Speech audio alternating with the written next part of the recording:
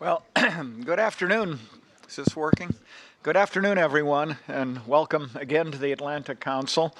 For those who don't know me, I'm Dick Morningstar, the chairman of the Global Energy Center here, and I'm pleased to welcome all of you to this afternoon's discussion on the achievements and remaining priorities of the U.S. chairmanship of the Arctic Council. So we're pleased to have all of you here to discuss this really important and timely topic. I think it's safe to say that the Arctic region epitomizes the complexity of balancing climate responsibility and energy needs in a rapidly changing world. It also epitomizes the difficulty and the necessity of effective governance, cooperation of multiple countries that control Arctic territory, as well as the inclusion of stakeholder groups ranging from local indigenous communities to distant observer countries.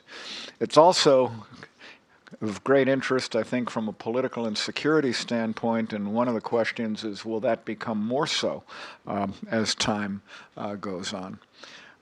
The Arctic Council is a unique institution which since the 1990s has been an increasingly important forum for coordination among Arctic states to address the challenges and opportunities of the Arctic region.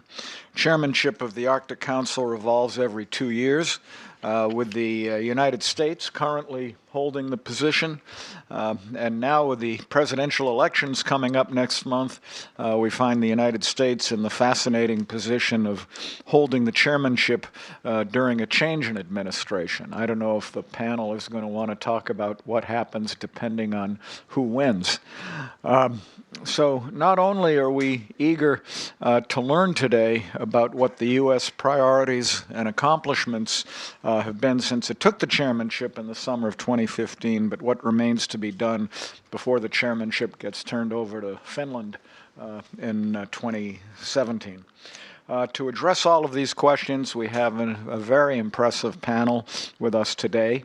Introducing our panelists will be Ambassador the wonderful Paula Dobryansky, who's meant so much to the Atlantic Council as a board member and member of our executive committee and helper and all sorts of things. And I'm sure most of you know Paula was, among her many other things that are in her biography, Undersecretary for Democracy and Global Affairs, and has been that, and is a fellow at the Belfer Center now at the Kennedy School. So I don't think we could have a more knowledgeable group of experts to lend their insights. We thank all of you for being here today. I would introduce you, but Paula's going to do that. And again, thank you to the audience. This is an on-the-record discussion. It's streaming live, and you can join in the conversation on Twitter at AC Global Energy, and don't forget to hashtag AC Energy. Right? Yeah. Okay. Got that right. Okay, all right. Paula, all yours. First, thank you, Dick. Let me thank Ambassador Morningstar and the Atlantic Council's Global Energy Center for hosting this. It really underscores the importance that is attached to this area. And I think today we're going to have a really vibrant discussion, and we do indeed have a very distinguished and most knowledgeable panel. Let me introduce all of them. They're going to each speak from their seat, and then after they all finish down the row, I might ask a few questions, but then what I really like to do is go to you so that we really have a conversation on this topic. So first we're going to hear from Ambassador Mark Brzezinski, who is the Executive Director of the White House Arctic Steering Committee. And this committee is part of the Office of Science and Technology policy in the White House itself.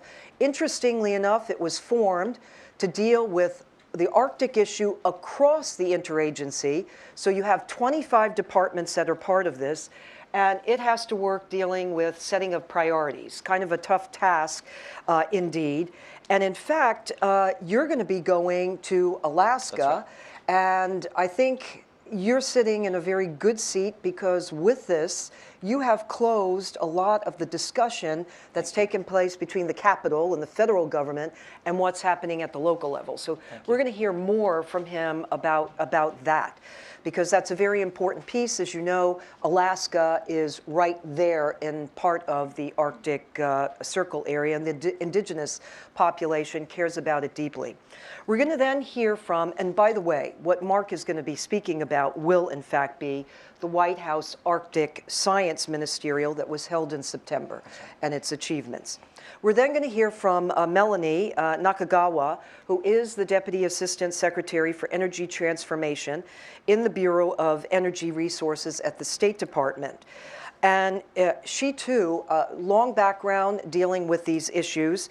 She not only held this position, she used to be in the policy planning staff and worked very closely with Secretary Kerry on climate change issues, as well as energy and environment, and also served on the Natural Resources Defense Council.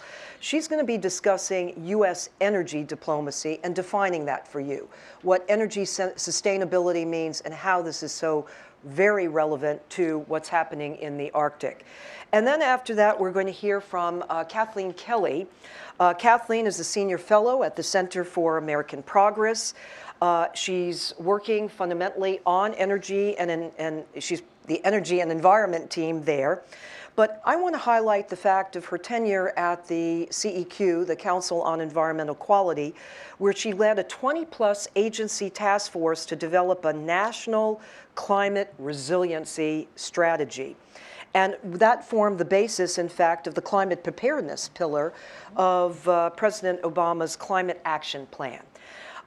She previously was at the German Marshall Fund. I wanted to highlight those. I know you have this bio, but I think those pieces are also significant to what they're going to be talking about. In her case, she's going to be talking a great deal about the Arctic Council, how it can and should advance certain issues relevant to climate change, the question of how you deal with offshore oil and gas development, local resilience and relocation issues, and also recommendations for the next administration. So yes, Ambassador Morningstar, we will be discussing the next administration.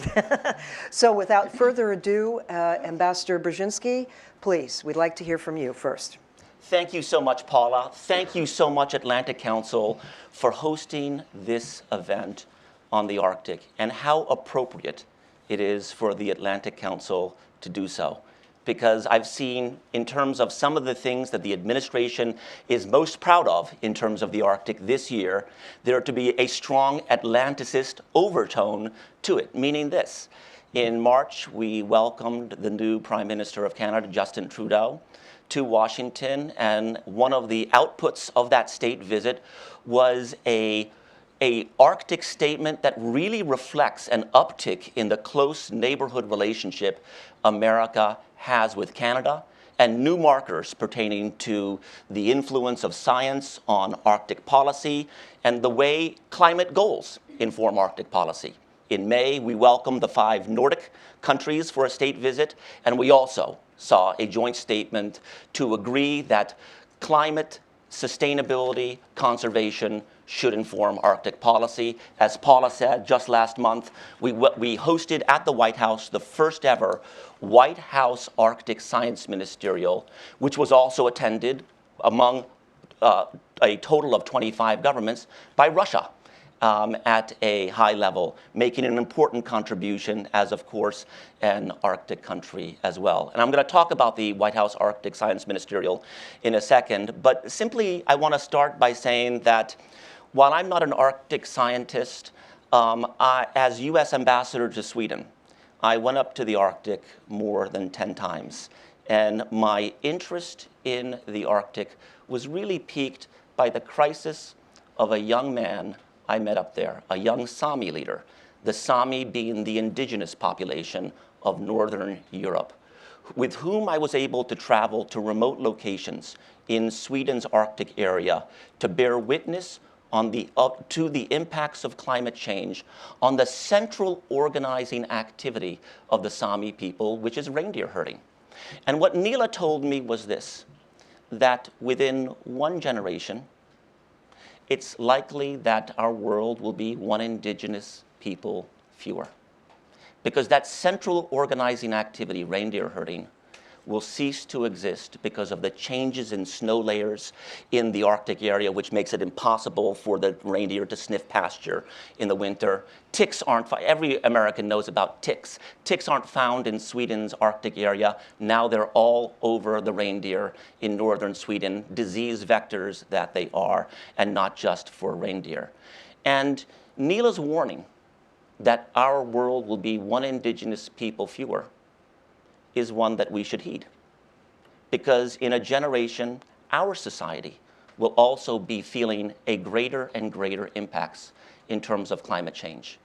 And that is why the White House last month held the first ever White House Arctic Science Ministerial to work with others around the world through a range of engagement and a range of expense to combine our science through alignments, through combinations, through joint undertakings, to truly get the best understanding of what is happening in the Arctic and its impact on the people of the Arctic, and what is happening in the Arctic and its impact on the rest of the world. The idea to host a White House Arctic Science Ministerial was hatched in the follow-up to the President's visit to the Arctic a year and a month ago. President Barack Obama is the first sitting American president to visit the Arctic. I can tell you that when I began this job in August of 2015, I was shocked that no previous American president had visited the Arctic area, given Alaska, you know, whether it would be Dwight Eisenhower or Teddy Roosevelt, but no, Barack Obama was the first. And the higher meaning of President Obama's visit to the Arctic is that the looming crisis in the Arctic is a tangible preview of the looming crisis of the global condition. For the President, the Arctic is a foreshadow. It is an augury. It is warming 4 times faster than anywhere else on Earth. And it seems like every month we are shocked by scientific announcements pertaining to sea ice melt, pertaining to erratic weather patterns that are linked to the polar vortex in some way, that it became incumbent on us to truly advance pan-Arctic science as much as possible. But not only with the states that are littoral to the Arctic, because after all, we are closest, but you see an ascending interest around the world on the topic of Arctic science, and an ascending participation in shipping and maritime in the Arctic, in resource extraction in the Arctic, and in science. And so what we wanted to do was use the platform of the White House to bring together countries around the world that have made a serious commitment in terms of understanding what is happening in the Arctic, to the people of the Arctic, on the resilience issue, on education and STEM and citizen empowerment in the Arctic, but not just limited to the 8 countries that are littoral to the Arctic. And so in the end, of course those 8 countries were invited, but we had a total of 25 governments, including the United States, around the table to host the first ever White House Arctic Science Ministerial. And the output of that ministerial was several-fold. First, a high-level joint statement on the future of the Arctic and a way of working together in terms of Arctic science collaboration was signed and was released. Second, a White House fact sheet that goes on, I believe, 12, 13 pages, alignment after alignment, involving every single one of those 25 governments, commitments to work together and to bring new resources, to bring new involvement, new scientific institutions participating in whether it's measuring sea level rise, sea ice thickness, the melting of the permafrost, and so forth and so on. And I believe that everyone who's in the audience here has received by email that White House fact sheet pertaining to the deliverables. But equally important, informing the ministerial was months and months of two separate tracks of engagement by the White House. First, with the indigenous people of the Arctic, Alaska Native and Arctic indigenous populations. From the spring onward, we reached out and we asked, what are your scientific priorities and goals? How can we bring in a better, more constructive way, traditional and local knowledge? And on the day before the ministerial was September 28th, on September 27th, at the White House, John Holdren, the president's science advisor and the chair, the overall chair of the White House Arctic Science Ministerial, hosted a briefing for more than 40 Alaska Native and Arctic indigenous leaders to brief them on what it is that we want to accomplish with the ministerial, but to draw them into the deliverables and announcement that we would be making to see what further refinement that we could make. The indigenous people are the closest and the most vulnerable to the impact and also have so much to offer in terms of literally thousands of years of knowledge, of patterns and the way the Arctic has evolved, especially over the last couple of days. That was process one. The second process, to make the deliverables truly collective, was from the spring onward, the White House Office of Science and Technology Policy reached out to all the 25 governments that were being invited to the White House Arctic Science Ministerial. And what we didn't do was say, here are going to be the deliverables for this summit. Please bring your money and come and join us. Instead, we said, bring us your ideas. John Holdren said, bring us your proposals, your initiatives. Let us see where we can all join together under the themes of the White House Arctic Science Ministerial. That collective process is continuing this month, and I hope that it transcends this administration. It truly marks the launching of a process that is more global, more geared into bringing together a range of engagement and a range of expense on Arctic science than ever before. Why don't I stop there? We can pick it up during questions. Right. Great opening, Ambassador Brzezinski. Melanie, please. Great. Well, thank you so much. And again, I echo the ambassador's thank yous. This is a terrific panel. It's a terrific event, and I'm glad to see so much focus on the Arctic issues. It's quite an important region. Ambassador Brzezinski made a great case in terms of what the administration's been doing so far with the president's, the first time the president's ever attended and visited the U.S. Arctic in his recent trip. So I was going to give a quick overview on the energy diplomacy side of our Arctic engagement from the U.S. Administration right now, especially giving a deeper dive into the clean energy efforts that we're doing as well.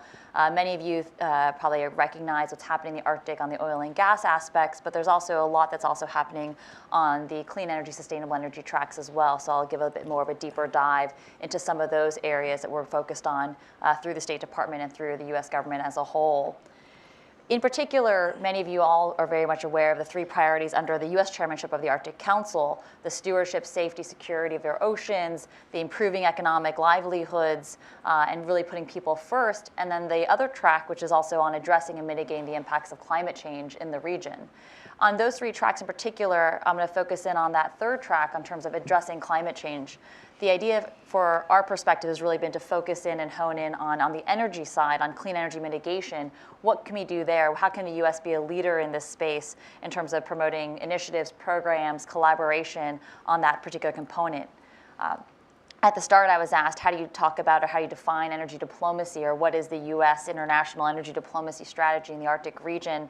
And to give it a quick summary review, I'd say the first is to ensure environmental responsible management and deployment and development of energy resources writ large in the region. It's a focus and an emphasis on cooperation with other Arctic nations, but also other collaborative nations as well with an interest in the Arctic. It's a focus on best practices. It's a focus on long-term resource planning in the region, in particular as it relates to both traditional energy resources and renewable energy resources. We're really taking a whole-of-government approach. Ambassador Brzezinski gave a great overview of the process that was run for the ministerial, and that similar process of engaging not only all agencies within the government, but also reaching out to key stakeholders is one that's really core to the U.S. chairmanship and core to how we approach our engagement in the Arctic. We also are looking at both short-term climate pollutants. This is the black carbon in the region. We're also looking at promoting investment in the region. As I mentioned, of the three priorities for the chairmanship, the second one is on putting people first, the investment, improving economic livelihoods. And to that point, we're really seeking, how do you increase more investment into energy resources in the region, and what can we do to support that? In addition, the last two I just want to mention is obviously the broad engagement And then also the other focus on regional renewable energy development and deployment. The region has a lot of similarities and commonalities among the Arctic states. So how can we look at regional planning and regional engagement strategies for energy resource development in the region? On climate change, Ambassador Brzezinski gave a great overview about the state of climate change in the region, its warming rate, why it's so important. Really, many people call it the canary in the coal mine. There's, you kind of name the analogy you want to give to the region. But not only is the region really important as a harbinger of what's to come, but it's also really important because the impacts in the region extend 4,000 miles south, all around. All the 48, lower 48 countries, all will face impacts from a warming Arctic. And that's why it's of utmost importance here in Washington, D.C., to Miami, Florida, even to Hawaii. And that's another key reason that the U.S. chairmanship is really focused on all Arctic issues, not just in the Arctic region per se, but looking south, if you will. In terms of the U.S. government engagement in the region on the energy specific, the ambassador mentioned when the president went to the Arctic was his first trip. The other key piece to that trip was the Glacier Conference. The Glacier Conference that took place in Alaska, the President Obama focused on asking all the Arctic states, in particular on the energy piece, to provide solutions that can improve livelihoods, to enhance energy security, promote sustainable economic growth, such as renewable energy technologies and energy efficiency technologies. During this visit, the president announced the creation of new projects to support clean energy development in the Arctic and climate resilience to support the most vulnerable. And I believe that Kathleen will talk more about those components as well. But internationally, we're working very closely with our global partners to achieve a common Arctic interest. And it's very important for the region, in particular for the future of the region, to do that through the Arctic Council itself. We're looking forward to working closely with Finland, who, as many of you know, will take over as the next Arctic Council chair next year in 2017. And this is terrific from our perspective for many reasons, but in particular on the energy component, Finland's a leader in energy efficiency and combined heat and power, two particular energy technologies or energy areas that will be particularly important for Arctic states. And so as Finland works to promote and transfer that knowledge on the energy specific areas, that'll be really important for the rest of the Arctic region as well. Another key area just to touch on is on the Arctic oil and gas resources. Looking more closely at that area, scientific estimates of technically recoverable conventional oil and gas north of the Arctic Circle is around 13% of the world's undiscovered conventional oil and about 30% of the world's undiscovered conventional deposits.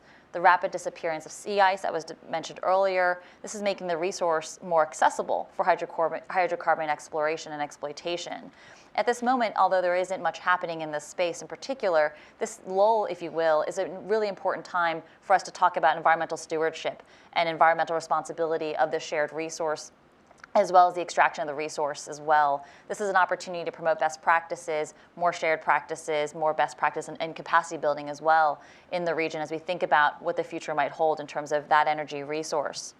Looking at the clean energy components, I'll mention three areas in particular that my office, as well as through the whole of government, we're particularly engaged in. The three areas will be, I'll mention them in acronym and I'll go into greater detail. The area, arena, they're very similar, so I'll just mention those two, and then peer-to-peer exchanges as well.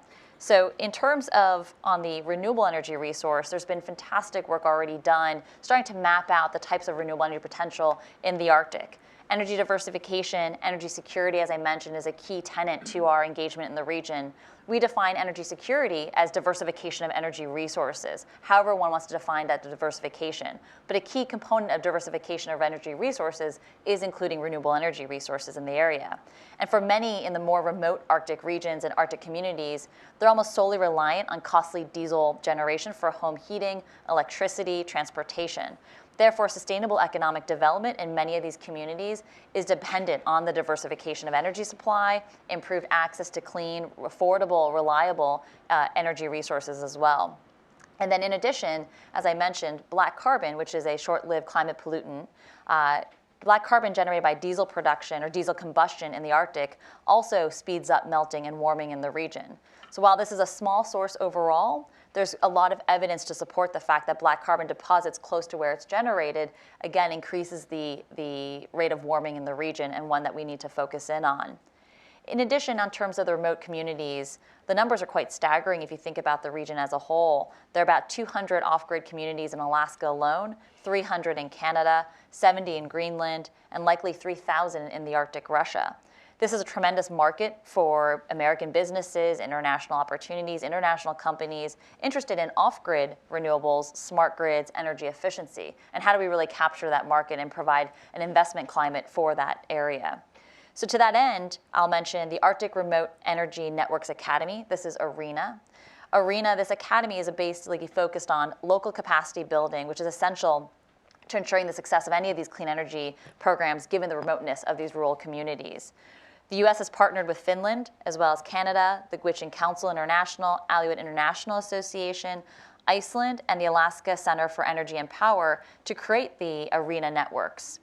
Another area, as I mentioned, was the Arctic Renewable Energy Atlas. As Ambassador Brzezinski mentioned on the Science Ministerial, promoting awareness and climate-friendly investment requires understanding the data and where the analysis is. So by overlaying on an existing mapping platform, areas providing a visually compelling platform to communicate the tremendous clean energy potential in the region.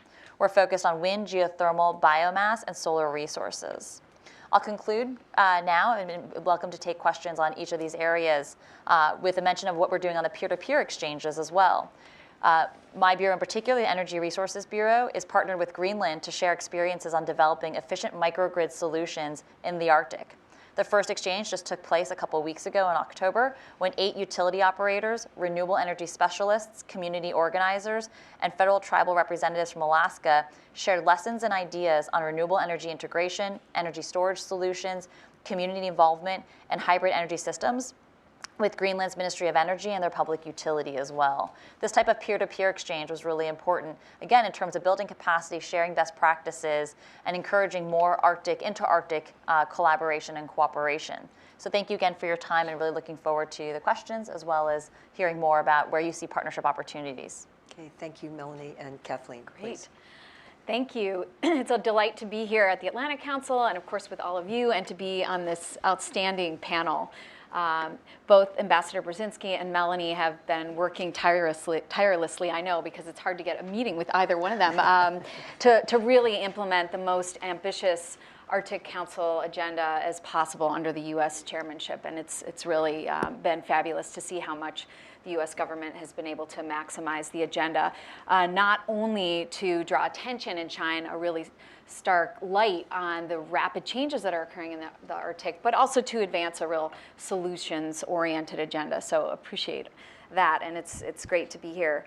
I'm going to talk a little bit about these dramatic changes that we're seeing in the Arctic.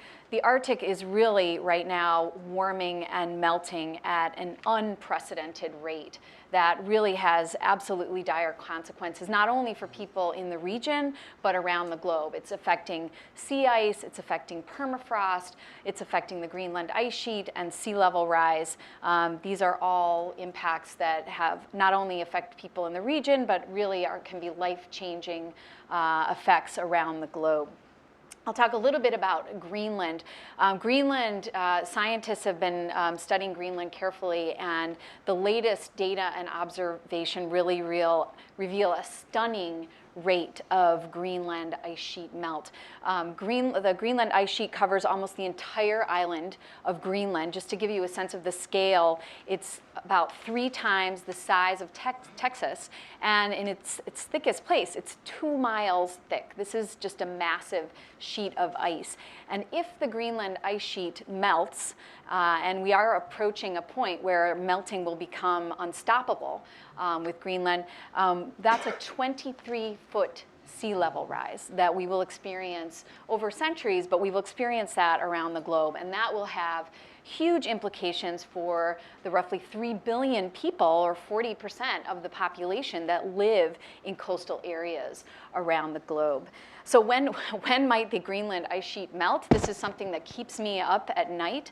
The scientists estimate, the best estimate among scientists is that the Greenland ice sheet could tip to an unstoppable point of melting if global temperatures rise roughly 1.6 degrees Celsius. So this is before we would actually hit our goal, the global goal to keep warming below 2 degrees Celsius. globally. So that's significant. Another huge change that we're seeing in the Arctic is with permafrost, Arctic permafrost. This is the perennial frozen ground that covers about 24% of the northern hemisphere. And right now, permafrost holds roughly 2 times more carbon than the atmosphere currently holds. It's a lot of carbon. And scientists are studying the permafrost carefully and currently estimate that as permafrost thaws, we could see roughly 10% of that carbon being released or seeping into the atmosphere over time. And that is roughly 130 to 160 billion tons of carbon seeping into the atmosphere from the frozen ground as it thaws. And this has a real potential to undermine our global efforts to curb climate change unless we really step up and accelerate our process to curb warming to prevent this carbon from seeping into the atmosphere. One thing to note is that when do experts expect that permafrost will reach its stage of unstoppable thaw? Some scientists predict that it could be as low as 1.5 degrees Celsius. And the amount of carbon released to permafrost in the atmosphere, this is currently not captured by global models that we use to set our policies going forward. This is a newer area of science, and this is something we're going to have to look at carefully because of the potential it has to really undermine and accelerate our need to do more on climate change. Sea ice is another ecosystem in the Arctic that is being dramatically affected by warming temperatures. Sea ice right now, it really acts as a Arctic Ocean cooling system and air conditioner for our globe. And it's this white reflective surface of the ice that actually reflects back some of the heat from the sun back into the atmosphere away from the Earth. So it actually provides a really important ecosystem service to actually helping to cool our planet. But once that sea ice is gone, that heat gets absorbed into the ocean and into the darker surfaces that the ice leaves behind, and that actually can accelerate warming. It actually leads to a kind of an unstoppable chain reaction of warming, where the more sea ice we lose, the more warming we actually see. Of course, sea ice is absolutely critical for a number of species and marine life in the Arctic. Polar bear use the sea ice as a platform for hunting. When that sea ice is gone, they have no ground or no frozen platform on which to hunt. And so the polar bear is incredibly imperiled by the rate of warming.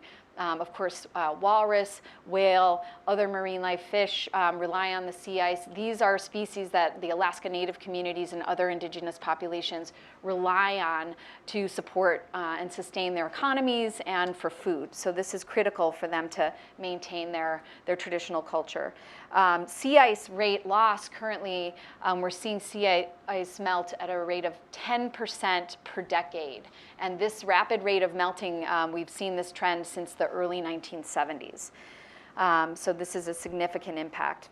So how does this affect Arctic communities? Actually, Arctic communities use the sea ice as a protective shield that prevents the storm surge and storms and sea level rise from devastating their communities. And so as the sea ice melts, we're seeing Alaska Native communities actually more imperiled. And that, together with sea rise and the permafrost thaw, which is the foundation on which Arctic communities are built, is really creating a near climate catastrophe for these communities. And for some, it's not a matter of if they will move, but actually when they will move. The community of Shishmaref just this summer in August voted to move. Now, how they will move or when they will move, that remains to be seen. But Shishmaref is not alone in facing this question. 84%, according to the U.S. Government Accountability Office, 84% of the communities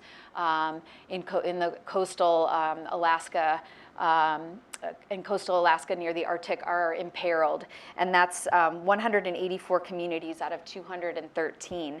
And 31 of those communities are at imminent risk of actually literally sliding into the sea. So this issue of relocation is becoming more and more serious and more pressing.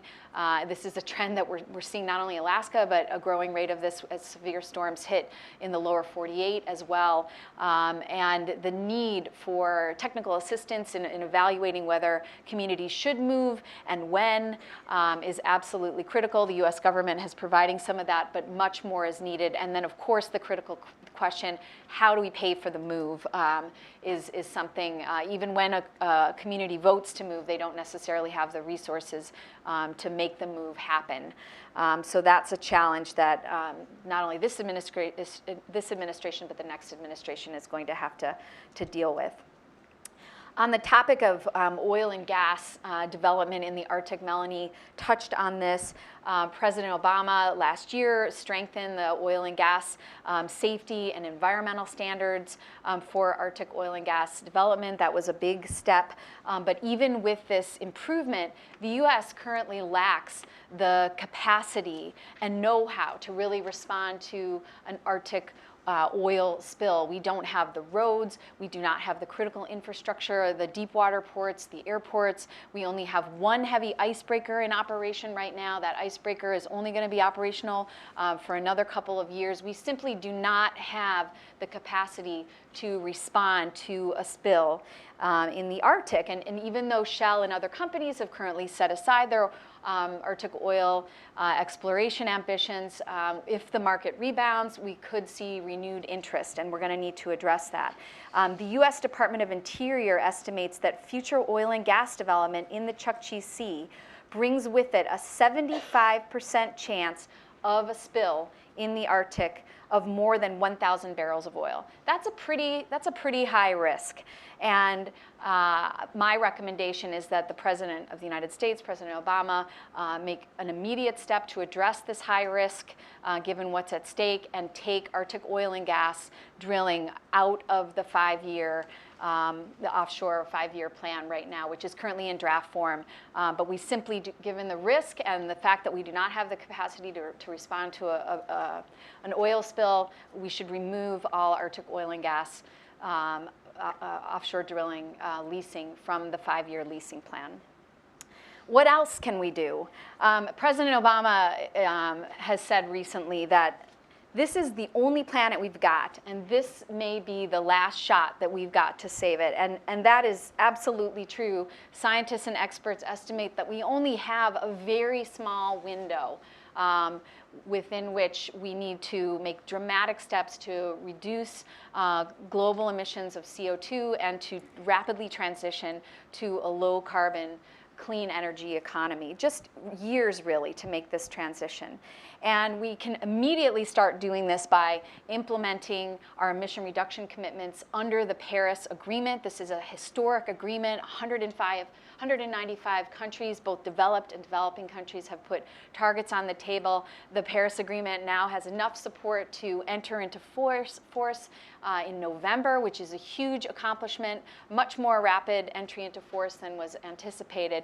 Now we need to implement those targets and really begin to measure progress on countries' steps to implement those targets when countries come together in Marrakesh in November for the next UN climate talks. Also in Marrakesh, countries will need to start putting in place a very solid and transparent accountability system so we can really measure and evaluate countries' progress toward meeting their goals, hold them accountable, and then also put them on the hook to put forward every 5 years more ambitious emission reduction goals. And that's the beauty of Paris. The initial goals are not enough to get us to where we need to be to really prevent dangerous warming, but the Paris Agreement sets up a really durable and lasting framework to strengthen those targets over time, and we need to deliver on that. I'll just say 2 more things. The Arctic Science Ministerial was a huge accomplishment, and I think we need to continue to make progress on making sure we deliver the best available science to world leaders as they evaluate progress in Paris. In 2018, world leaders will start taking stock of our progress toward Paris, and then by 2020, we'll have to put forward new goals. How do we make sure that we have the right science informing that? The IPCC, the body that is responsible for informing world leaders, an excellent group of scientists, but they are not on track to put forward their next assessment report until 2022. So we need in the interim to make sure that the latest science, especially on what's happening in the Arctic, is getting into the hands of world leaders.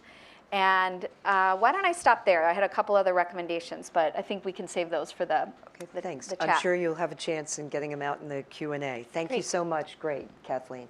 Let me ask a few questions going down the road before we go to all of you. Mark, for those of us who have been in government here, we can have some skepticism about interagency processes. So you mentioned about the 25 and in the steering committee. Dig a little bit deeper in shedding light and highlighting for us, how does it exactly work? How do you actually get your priorities out there, and how do you avoid duplication? Sure. Thank you, Paula. I think the starting point to answer the question, which is, does this Arctic Executive Steering Committee, which is a platform within the White House, brand new, created by executive order by President Obama in January 2015, work in terms of prioritization and advancing lines of effort? And I would say that the starting point is this, that the Arctic is simultaneously a strategic challenge and a human challenge. And there are so many different things and different approaches that we can take on the Arctic. What will be our priorities? And that, when it comes to our government, really has to be set by the White House. And so that is why the Arctic Executive Steering Committee was created, and here's how it's worked. The committee has, I would say, 4 express missions. First, prioritization in terms of developing a strategy to tactically implement the vision of the president. Second, making sure that we achieve and advance on milestones to achieve the promises and the commitments made by the top of the US government. What do I mean by that? Well, when President Obama went to Alaska's Arctic in September 2015, he made more than 40 different promises and commitments, some of which were more high profile. The icebreakers commitment, the Denali Commission as the appropriate vehicle for resilience and adaptation, the renaming of Mount Denali. But underneath those were more specific commitments pertaining to some of the central organizing challenges of rural Alaska. And what are they? They are water and sanitation and high-cost energy. Energy in rural Alaska can cost 10 times what it costs in the lower 48, because what is pulled out of the ground in Alaska then has to be shipped down to California to be refined before it's brought back up. And so how do we alleviate in the short term and in the long term some of these problems? Well, let's take those specific issues. The Arctic Executive Steering Committee has driven forward putting money in the bank in Alaska on water, in terms of water and sanitation grants promised by the Environmental Protection Agency, and that's been done. The Arctic Executive Steering Committee executed upon promises that the USDA would provide high-cost energy grants to communities and to families that are particularly afflicted in high-cost energy zones in Alaska. The Department of Energy has rolled out a remote energy innovation competition to the tune of millions of dollars to the benefit of remote communities. The National Geospatial and Intelligence Agency and the National Science Foundation together are rolling out for the first time high-resolution maps of all of Alaska and all of the Arctic. That's relevant because Alaska and the Arctic is some of the least mapped and some of the least charted areas of the world. There are some maritime areas in our Arctic where we are still using the cartography developed by people that created them by using lead lines years and years and years ago. And so we've been able to drive forward and execute on those promises. Third, supporting our Arctic Council chairmanship, which the State Department is really the lead on, and we should be incredibly proud of how the State Department and Admiral Papp, our special representative for the Arctic, has just raised the bar in terms of Arctic Council chairmanship and delivering on the issues of the people of the Arctic, whether it's telecom, whether it's health, even suicide prevention, which is a rampant epidemic in the Arctic, and the like. And then last, the people of the Arctic, and when it comes to our Arctic, the people of Alaska, and improving engagement and consultation between state, local, tribal, the federal government, and international, bringing that more and closer together. And we've just been really pleased what we've heard from the state government in terms of just getting with the people of Alaska and the Arctic here or in Alaska to talk about what are the challenges, what are the uncertainties and anxieties of the people who live there, and what is it that the federal government can do. That is the essence and the reality of what the Arctic Executive Steering Committee, me and my deputy, Renee Wagner, try to do every day. But I will say that we have a unity of purpose within the federal family and a shared sense of the challenge and of the opportunity like I haven't seen before. All right, well, great, and thank you for sharing those examples. Melanie, let me ask you, you talked about energy diplomacy and thinking about the fact that we have the chairmanship. I can't help but think a challenge, a policy challenge that both the Republican and Democratic administrations have faced in dealing with the Arctic, and we haven't gotten over this yet, and that is the U.S. ratification of Law of the Sea. So could you comment on that? How does that affect our diplomacy? You know, and I put it in bipartisan terms because I know that both Republican administrations have put this forward and Democratic administrations have put this forward to our Congress, but our Congress has not moved on this issue. Talk a little bit about that, about how that fits in terms of, I'm going to broaden your piece in energy and environmental diplomacy and what we're trying to achieve. Well, as you know, we're strongly committed to, like previous administrations, let me just grab that, to the ratification of Law of the Sea. And so prior to coming to my current position, I had worked in the Senate Foreign Relations Committee, where then at the time, Chairman Kerry led an incredible effort to try to move that forward. Prior to Chairman Kerry, then Chairman Lugar also ran a similar process to try to move forward. So you're absolutely correct that it's a bipartisan, it has been a bipartisan interest for many, many years.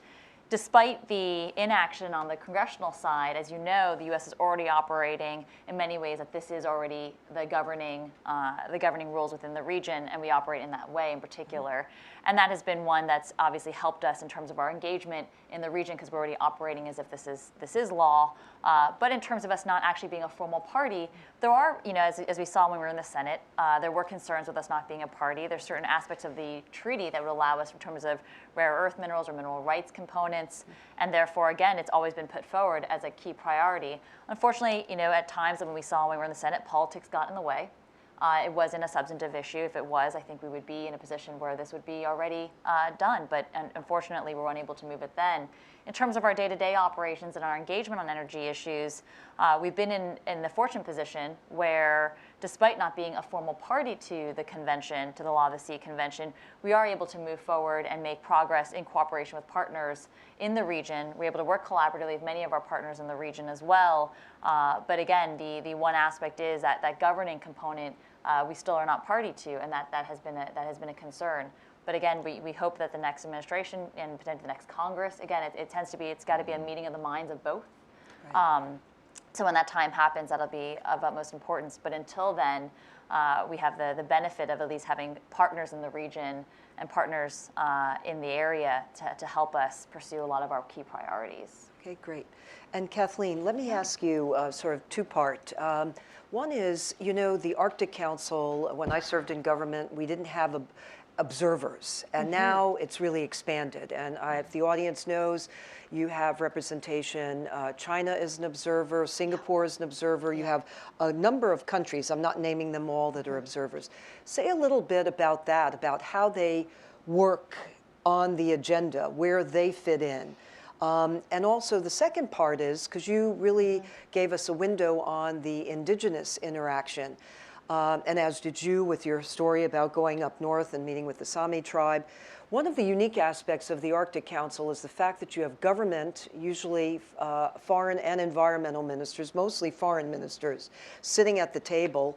And then you also have the tribal heads sitting at the table speaking to the issue. So 2 parts. Talk a bit about the observers in the council, and also how's it going with regard to the indigenous population and the actual functioning of the council itself. Great. Thanks for the question. You know, I think the fact that the Arctic Council opened up the opportunity for observers to join was a really key development. I mean, it really widened the dialogue beyond just the 8 Arctic nations to allow other countries who have a stake in the Arctic and who are emitting black carbon and CO2 that is affecting the rate of warming in the Arctic to come together and really be part of the dialogue on what are the challenges and what are the solutions. And you know, one good example of that is when Secretary Kerry initially took on the chairmanship of the Arctic Council in 2015, the council passed or agreed to implement a framework to reduce or enhance action to reduce black carbon and methane. And as part of that framework, observers were actually invited to join, to submit emissions inventories and also to develop action plans. And it's absolutely critical that these observer countries to be part of that conversation because their emissions are having such a significant impact on what's happening in the Arctic. I think that's been a real, you know, positive step forward. I think, you know, there's a thin line that needs to be walked. I think the observers do not enjoy the status that the Arctic nations do. They are not active participants in the decision making, but they can engage in the solutions, which I think is very positive. And the other, on the indigenous piece, you know, I think clearly there's so much at stake for the indigenous communities in the Arctic. And one of the big areas, a big priority of the Arctic Council has been, under the U.S. chairmanship, improving the economic and living conditions of communities in the high north.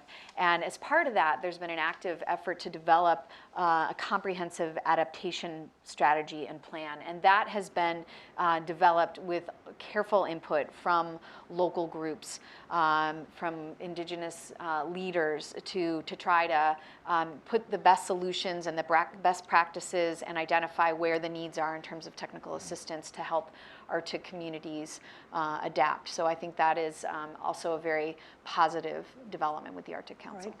And one more just for all of you. I'm not going to ask the question about the next administration. I'll leave that for all of you if you want to push them. But I'm going to ask a different one, and that's Russia. Where does Russia fit in this mix? Because you know, I thought, okay, we only have the one icebreaker, and you know, when you have humanitarian crises, you got to all work together, and I think there are realities of what you do and how you do it. But also, we know there have been a number of challenges, markers that have been laid down by the Russians in terms of territorial claims. That's why I asked the Law of the Sea treaty question. So address that a little bit. I'd like to hear how have they fit in, and any of you can jump forward on this one. Let me start by saying that it is the administration's policy to continue to collaborate with Russia on Arctic science and research. And I think the benefit for the American interest was seen in the output of the White House Arctic Science Ministerial, where the Russians participated at a high level, were part of some of the key combinations and alignments pertaining to monitoring and observing, and that has a benefit for us all. And we were glad that they participated. It is an example of collaboration that we can invoke elsewhere. And so to us, you know, the Arctic is a zone of peaceful collaboration, of cooperation. We want it to remain that way in the future. Any militarization of the Arctic undercuts the peaceful underpinnings of the Arctic Council. And that is very much our perspective and what we're trying to pursue.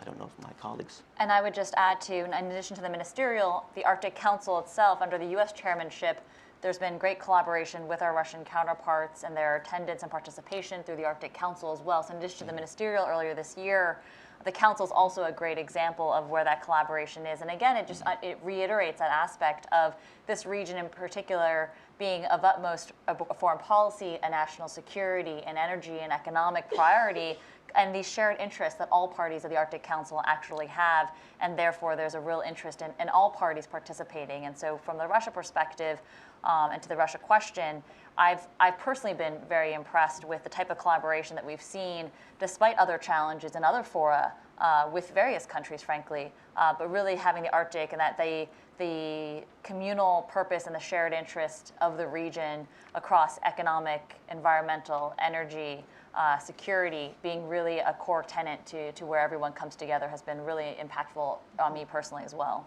I think one of the challenges will be what you, Ambassador Brzezinski, mentioned is militarization, because there have been reports of activity up in the Arctic Circle of a military nature and building facilities. So it's how you deal with energy and environmental and climate change issues, and at the same time other issues like in the military lane that are also going on simultaneously. And to that end, actually, I would Please. Comment that Sure. when the White House and the Secretary of State appointed Admiral Papp to his position, it was in recognition of the fact that you've got now this blending of interest and the need for a priority of the Arctic to be much broader in scope. And part of that was represented in the Admiral's appointment. Okay, thank you for that. Let's go to all of you. We have mics. We got the mic right over there, so why don't you take it? We see your paper. Could you stand up and introduce yourself? Tell us who you are. Sure. Hi, I'm Melissa Hirsch. I'm a risk consultant. This is a question to the panel, and I think the last two comments and questions really pertain to this. I was interested in what role you think the military or National Guard equivalents will be for all the members to be involved in disaster preparedness and response. So you may want to avoid the militarization, but you still may need to have the militaries involved with disaster response to floods, to emerging and re-emerging infectious diseases, and to other climatological impacts. I'm going to add a B onto her question. Also the question of these cutters, the icebreakers. Yeah, I mean, we only exactly. have one, and we've been leasing them. And so is that part of the agenda? Because your question also goes to that, the fact that we're looking to others for assistance ourselves. Okay, that's, no, we're going to have you answer it, and then we'll go to him. Okay? Sorry. Please. Let me focus on disaster preparedness because it's something that every Arctic country shares. And what we were able to bear witness to this year is, for the first time, a very large cruise liner, the Crystal Serenity, sailed with more than 1,000 passengers at more than $20,000 a ticket, I will add. I was shocked by that number, from Seward, Alaska to New York, across the top of Canada. And given the remoteness of where that ship was going, it was incumbent on us to do all of our due diligence in terms of potential disaster relief and recovery. And our Coast Guard and our Department of Homeland Security, first on tabletop, and then as an actual exercises, twice exercised with the other countries of the Arctic on what an effective, realistic disaster relief and recovery response would look like, so that we would be prepared on game day as we were. That, to me, is the collective self-interest that the Arctic countries have, and it walked the walk with, again, every one of the Arctic countries working through to refine our, and we will see more of that. If you, the Coast Guard Commandant has spoken with the tourism and the cruise industry, and the message has been clear. We will see more of those large ships as opposed with the tourists and the cruise liners and so forth, as opposed to fewer. So that's a tactical response. A broader whole of U.S. government picture, I think, can be seen in the administration's federal budget request put out in March of this year, in which really the Arctic became a national imperative for the first time in the history of this country. I mean, Mount Denali was on the cover of this year's federal budget, and that to me was symbolic of what was in the pages. $150 million to build what it takes to build a large icebreaker, something that this government hasn't done since the 1970s. Resilience, $2 billion nationally, but making resilience and adaptation for sea level rise, coastal erosion, a national imperative, and the Denali Commission in Alaska, the appropriate vehicle to work that process, federal, state, local, tribal, at the local and state level, and then a commitment and a request for Arctic science. So that to me is walking the walk in a tactical way and in a budgetary way. And in Washington, you are your budget. So I think that's part of the response to that excellent question. Nothing to add. Just a footnote, is it meaning that's going to translate into more cutters then? Is that what you're saying? I think that it For the Pentagon? The president said icebreakers in his Icebreakers, announcement in September, and it depends obviously on Congress funding this. Okay. But so there wasn't and a number, a specific number set at this time? The focus is on the focus is on trying to fund what it takes to build an icebreaker, because there's a particular infrastructure needed to even start that process, and that's the first step. But I'm glad that we took that first step. That hasn't happened before in a long time. Thank you. You have the mic, and that's R.L. Cohen. Thank you. Fascinating discussion. I remember writing my first articles about the Arctic in 2009 and writing about the icebreaker. So better late than never. 7 years, we're going there. Good. Question about militarization. The Russians are deploying a division in the Far East with the northmost base in Anadyr, Chukotka. So they are deploying probably a regiment there. We didn't see anything like that since the Cold War. They are planning, if I remember correctly, 7 bases in the Arctic. What are they doing? Why are they doing it? And what's our response? Thank you. Okay. I don't have a good response on that. Ambassador Brzezinski, I think that's for you. Sure. It's, Ariel, good to see you again. It's not clear, but we aren't passive or indifferent regarding what happens there. But we're also clear that we do not want to see militarization of the region or the security issue spike. That's where we are. But we're not passive or indifferent to what others do there. Okay. Meaning? Meaning that no country is preponderant in the Arctic. It is a place of collaboration, cooperation, and peaceful work right now, and that is what underpins an institution that we are celebrating the 20th anniversary of this year, and that's the founding of the Arctic Council. And the fact that that institution has really evolved at a time of great ascendance of the regional focus and the interest of the world on it says a lot about the kind of institutional underpinnings we have to work together with other countries in the region. And so I think that's incredibly important to preserve. I'll make a quick comment, although I'm the moderator. I think it's a balance, and that's what I was, in asking the question about Russia, I was also sharing, because I think there's a sentiment among all the countries, including our own, that when there are crises and situations, you have to work together. And I think that's was one of the messages of this panel, all of the countries. But I also will point out that a number of countries in Europe have, particularly in the high north, have talked about this issue of the militarization and their concerns as to what it means and what it will translate into. We will see. We've seen aggression that has manifested itself from Moscow. So what does this mean? There is concern, and it's been a focus on that piece. But if I could also add, Please. Paula, I think it's important to accentuate the cooperation as well. I talked about the search and rescue and the cruise ship issue. There's also a Coast Guard forum in which we also collaborate with Russia in terms of the domain and safety and security And I think that's a good example of cooperation. Melanie talked about the Arctic Council. One of the things that we are most proud of our chairmanship is the fact that we hope to ratify an agreement, the third binding agreement ever, within the auspices of the Arctic Council at the spring meeting, at the spring ministerial of the Arctic Council in 2017 in Fairbanks. And that is a science and cooperation agreement. And the two co-chairs of the task force that worked to develop that science and cooperation agreement were the US and Russia. That is good in terms of the collective self-interest all of us, meaning well beyond this room, face in terms of the Arctic issue.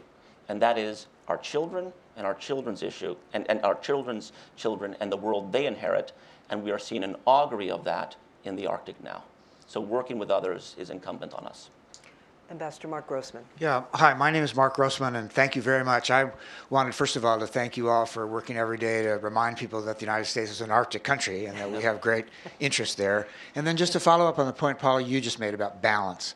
And I guess this is really a question for Melanie and Kathleen. It goes back to Ambassador Morningstar's opening comments about the balance between the climate, the environment, indigenous people, and then oil and gas. And Melanie, I was very much struck by your point on the oil and gas, that there's a moment now to kind of take advantage of getting best practices, doing better, figuring this out, and using the time that we have to make sure that we use it properly. And then, Kathleen, in your presentation, it was more, but there are some decisions coming up, like the 5-year plan. Let's make sure we don't do things. And I was just thinking that in terms of the Arctic, in terms of strategy, in terms of balance, I'd be interested in your comment about the idea that we ought to be keeping our options open rather than closing them. And to Melanie's point, using this time as best we can to get ready for some future, including some oil and gas.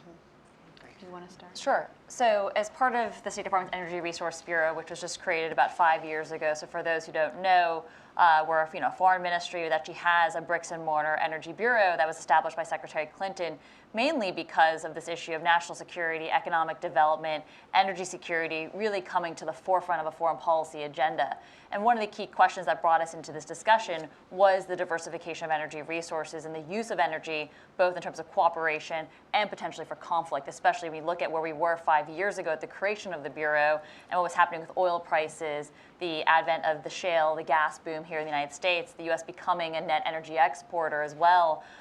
These were issues that were really coming to the level of a foreign policy engagement strategy, and that's why the Bureau at the time was really an important creation. Since that time, this issue, again, of energy security and energy diversification has led us to engage in various countries and regions on this question of what is the right balance? What do different countries and different regions need when it comes to energy issues, and what's the best suite of solutions? And in many of these countries, it's a mix of energy resources. It's also where's the political pull in those host countries for the different energy solutions. What's imperative upon the United States is to make sure we present an honest case, an honest assessment of the different types of energy resources that the data, the science, the industry all says is economically viable, it's reliable, it's affordable. This moment, not only in the Arctic in terms of you're seeing a lull in terms of Arctic oil and gas development, but we also look at it in the broader context of the low oil price and what that provides us as well over the past few years. What's been really interesting to me is if you think about the low oil price last year that we saw and where it was heading, many of those in the energy industry were at the time skeptical that the clean energy investments would actually be high, significant, or peak because oil prices were quite low. Not only did clean energy investment reach an all-time high last year of $350 billion, but that came despite the headwinds of a low oil price. So globally, as well as in the region, you're seeing a real momentum and real interest in the clean energy development and deployment, these sustainable energy solutions, despite or in spite of or with a low oil price and low energy prices, and in the Arctic region, the lull. So in terms of the balance, in terms of closing off options or opening up options, the way we've been viewing our engagement in the region, as I mentioned, has been twofold. It's both in terms of looking at the renewable energy resource deployment, but then also looking at the existing hydrocarbon development deployment and what the road mapping looks like for various countries. Some countries might still see that as a core fundamental tenet to what they're going to do. And as they do that, we think we've got some really important best practices and lessons learned we can be sharing with those countries as they move in that direction. But this all goes back to the importance of road mapping, having a strategy, having a framework in place, having a vision of where we want to be both in 2020, 2025, 2030. And you're seeing both through the Paris process as well as through countries' own energy mapping exercises, different types of roadmaps coming forward, which is forcing this question on climate versus energy. But again, I just don't see it being at odds with one another, frankly, especially in many of these countries and regions. You're seeing it as a both and, frankly, because not only do you need the existing resources for some period of time, you also need to start laying the groundwork for more sustainable energy resources to get us off of this boom-bust cycle, to get us off of this import dependence as well. And what's exciting about the Arctic in particular and the rural community aspect is the potential for off-grid, for microgrids, for the vast amount of wind and solar potential many of these places have. And then you look at what's happening with technology advancements. You've got this really interesting work on balancing regions, transmission capacities that can be balanced with both renewables and traditional energy resources. And just recently, the secretary was in Silicon Valley in California, and that's a place where really your mind will get blown in terms of what's next beyond the horizon. And frankly, some of those things are moving even closer to the horizon as we speak. Great. So my point was more about looking at the risk that we have, and it's great to see you, Ambassador Grossman. It's been a while. It's more about the risk. So even with President Obama and the administration have done a great job of looking at what happened in the Gulf Coast with that oil spill and trying to really, draw from the Commission's conclusions and develop a higher set of standards to ensure environmental and safety with offshore operations.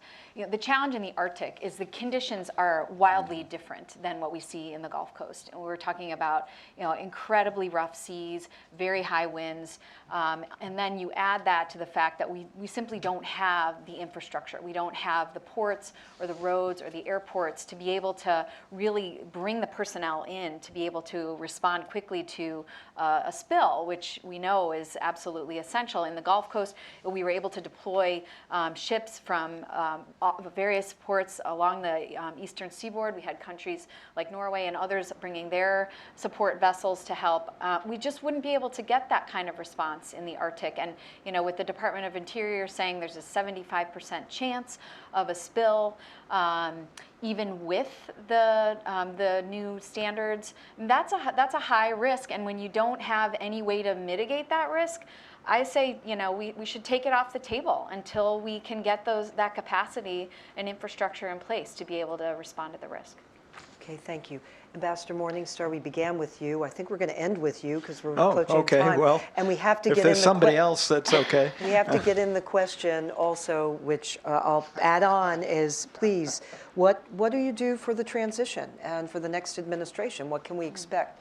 What are you doing for transition preparation in the next, Okay, well, my please, question your question actually, is different. and hopefully I'll briefly comment on that. Even though I'm chairman of the Global Energy Council Center, I'd like to go back briefly to the militarization question and ask, what's the mandate of the Arctic Council? I can imagine that from all of your discussion that you're dealing with cooperative Russians on on the issues that you've been talking about, but there may be totally different people in Moscow who are looking at things from more of a military and political and security strategy standpoint with respect to the Arctic. If this does become an increasing problem, is it an Arctic Council issue, or is it something that needs to be handled in other fora? And so I think it does go back a little bit to what the mandate is. And maybe it is somewhere else that it needs to be handled. Please. Let me take that question, then hand to my colleagues the other question. Ambassador Morningstar, the essence of the mandate is this, and that is a collective response is the most effective response. Meaning the Arctic is of a scale and of an expense to operate that no one country can do it alone. So drawing in others, even beyond the Arctic, is an opportunity, whether it pertains to domain awareness or or science, native and tribal health, resilience for remote communities, maximizing what it is that we can learn from each other, making sure that we fully have exploited the potential of what America and Canada can learn from each other in terms of remote communities and resilience. Because after all, we share a North American Arctic with them, and their remote communities are facing the same problems as ours. Have we fully maximized the potential of that? That, to me, is a metaphor of a broader assessment that I think we all know needs to be done, and you see different think tanks around Washington doing it, kind of an assessment of what others are doing there, what is their motivations, and how can we work together to, again, produce a collective response as the most effective response. Okay. And if you both would address, what are you doing for your preparations, because it's part of transition, and what can we expect from next administration and Sure, I what mean, in you've terms put in of, place? and then also playing on Ambassador Morningstar's last question Sure. as well. Please. The Arctic Council to date has not tackled militarization or security in the hard security lane as you had just asked. And so again, as we think about looking ahead, I'm not speaking on behalf of what I think the next administration should do in this space, but you raise a really important question, which is, is there a role for the Arctic Council on the harder security questions, or frankly, when it was created, it was specifically not addressing those aspects. Those were left for other international venues that handle those questions. And so to date, the Arctic Council, as Ambassador Brzezinski mentioned, was really focused on more the cooperative energy environment, technical human capacity and human capital components to the Arctic region versus the security elements to it.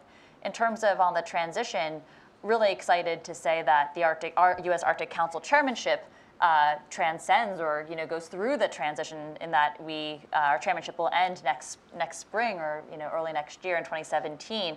So the current existing work programs under the U.S. chairmanship will continue moving forward until we hand it over to Finland, which is really exciting for us because, again, many of those core tenets that we put forward were developed in collaboration both with the previous chairmanship, the Canadians, as well as with the future chairmanship, the Finnish as well. So you'll see that continuation going forward.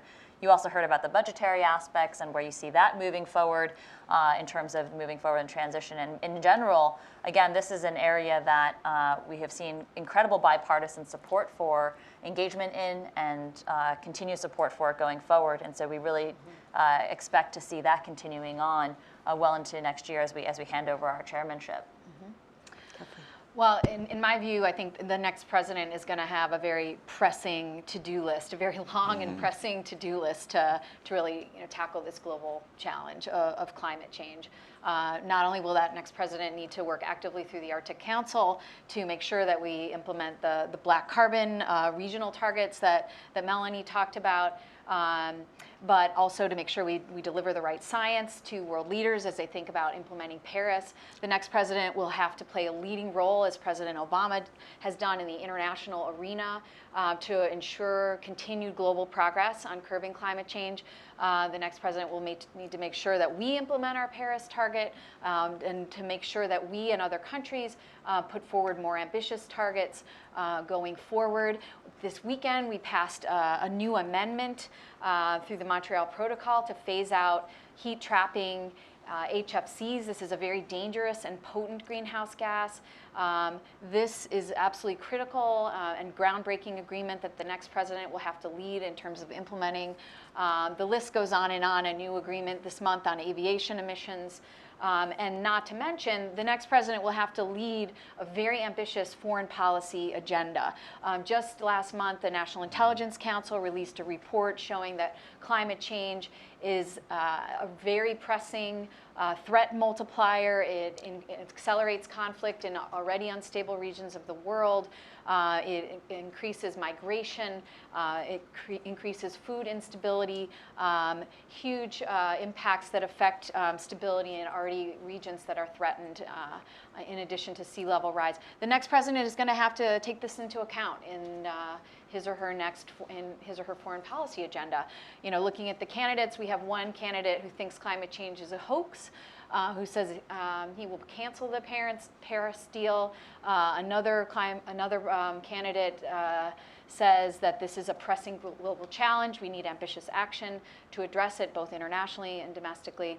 I will leave you to decide who's the most fit to implement the agenda that's ahead of us. Thank you, Kathleen. One footnote I'm doing is taking the prerogative of being the moderator. In answer to that question, I'd give you the answer that the Arctic Council, and from having been an undersecretary and attending the Arctic Council meetings in Finland, that was my first one, then in Russia, chaired by Minister Lavrov, in Siberia, in Salikard, and then Iceland. Those were the three that I went to on my watch. My own personal view is I think the Arctic Council is a very unique body that really devotes itself to the environment, energy, health issues, humanitarian issues. The mandate is not one of that. But I see NATO as that's where that topic has arisen and has come up, and I think will continue. But the question was, while such good work is being done in this domain, how do you also deal with that ongoing circumstance that has arisen at the same time? But I want to especially thank all three of you. You really have shed light on an important topic and how much has really been changed and done in advance. So congratulations to all three of you. We were very lucky today to have you tell us about the accomplishments, the historical changes made. So really, just thank you. Let's give them a good applause.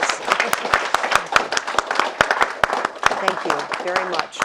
Thank you. Thanks. Thank you, everybody. We'll see you next time. That was a good session. Yeah. Yeah, definitely.